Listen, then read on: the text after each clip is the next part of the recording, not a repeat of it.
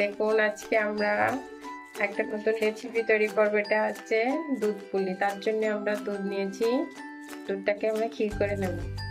এটা জাল হবে, জাল হতে ক্ষীর হবে। দেখুন আমাদের দুধটা কি সুন্দর ক্ষীর হয়ে এসছে, আর একটু শুকনো হবে।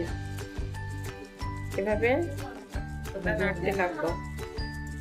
এর মধ্যে আমরা একটু চালের গুঁড়ো দুধ দিয়ে গুলিয়ে একটু চিনি দিয়ে একসঙ্গে গুলাই তারপরে এটাকে এর ভিতর দিয়ে নাড়াচাড়া দিয়ে ঘন হয়ে এসছে আমাদের দুধ প্রায়। এর মধ্যে নামাই নেব।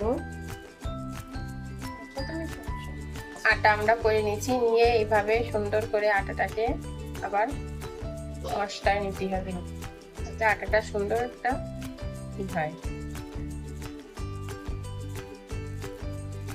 দেখুন আমরা এবার পুলি তৈরি করছি। এইভাবে সুন্দর করে পুলিটা আগে বাটিটা করে নিতে হবে। এইভাবে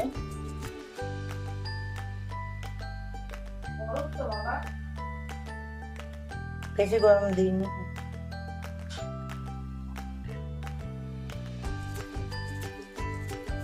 এবার আমরা যে ক্ষীর করে রেখেছি, দেখুন ক্ষীরটা এই পুর এর ভিতর ক্ষীরের পুরটা দিয়ে দেব। দিয়ে এভাবে সুন্দর করে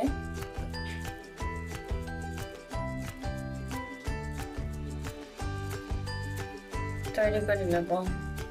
আপনারা আপনাদের ডিজাইন অন্যভাবে করলে করতে পারেন। আমরা এইভাবে তৈরি করে নিচ্ছি। এইভাবে আমরা সবগুলো পুলি তৈরি করে নেব। আমরা হাঁড়িতে করে দুধটা বসাই দিচ্ছি। এবার এই দুধটা একটু জাল হবে। আমরা পুলিগুলো এইভাবে ঢেকে রাখিছি, এটা ভিজে ন্যাকড়া দিয়ে। এইভাবে পুলিগুলো দেখুন করে এইভাবে ঢেকে রাখতে হবে, যাতে পুলিগুলো ফেটে না যায়। দেখুন আমরা দুধের মধ্যে এবার গুড় দিয়ে দিচ্ছি। দিয়ে এবার সুন্দর করে আরো একটু ঝাল হবে। দেখুন আমরা এবার আমাদের দুধটা এরকম ঘন জাল হয়ে গেছে। দুধ দিয়ে আর গুড় দিয়ে জাল দিচ্ছি, দিয়ে দুধটা যখন একটু ঘন ঘন হয়ে আসবে তখন এই পুলিগুলো ছেড়ে দিচ্ছি। সব পুলিগুলো আমরা এক এক করে ছেড়ে দেবো।